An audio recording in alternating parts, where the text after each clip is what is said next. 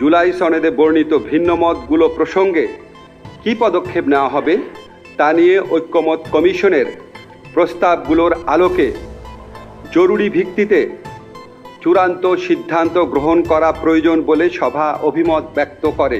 আইন, বিচার ও সংসদ বিষয়ক উপদেষ্টা ডক্টর আসিফ নজরুল জানিয়েছেন, জুলাই জাতীয় সনদ নিয়ে রাজনৈতিক দলগুলোর মধ্যে ঐক্যমত্য না হলে চূড়ান্ত সিদ্ধান্ত নেবে অন্তর্বর্তী সরকার। আজ সোমবার প্রধান উপদেষ্টার কার্যালয়ে এক সংবাদ সম্মেলনে তিনি বলেন, সরকার প্রত্যাশা করছে রাজনৈতিক দলগুলো নিজেদের মধ্যে আলোচনা করে একটি ঐক্যবদ্ধ সিদ্ধান্ত দেবে, এতে সরকারের কাজ সহজ হবে।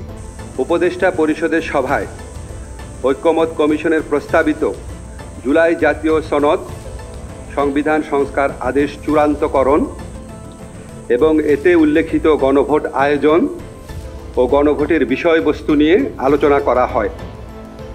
সভায় লক্ষ্য করা হয় যে ঐক্যমত কমিশনে দীর্ঘদিন আলোচনার পরও কয়েকটি সংস্কারের সুপারিশ বিষয়ে ভিন্নমত রয়েছে। এছাড়া গণভোট কবে অনুষ্ঠিত হবে এবং এর বিষয়বস্তু কি হবে এসব প্রশ্নে রাজনৈতিক দলগুলোর মধ্যে যে মতভেদ দেখা দিয়েছে সেজন্য সভায় উদ্বেগ প্রকাশ করা হয়।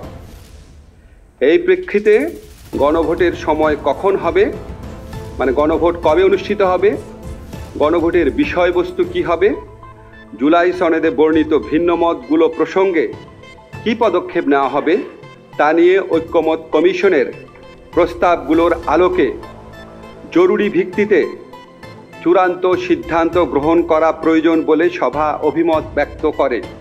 ডক্টর আসিফ নজরুল বলেন, জুলাই সনদে উল্লেখিত কিছু বিষয় নিয়ে একটি বড় রাজনৈতিক দলের অভিযোগ রয়েছে। এই অভিযোগ নিয়ে তিনি এখনই কোনো মন্তব্য করতে রাজি হননি। তিনি বলেন, ফ্যাসিবাদ বিরোধী রাজনৈতিক দলগুলো 15 বছর একসঙ্গে আন্দোলন করেছে, আমরা তাদের একটু সময় দিতে চাই। তারা এই সব বিষয়ে নিজেরা একমত হতে পারেন কিনা তা আমরা দেখব।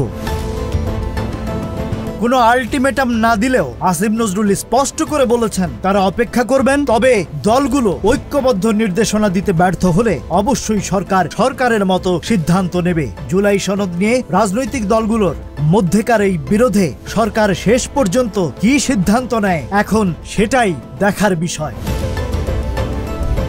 Rajib Raihan, news flash 71।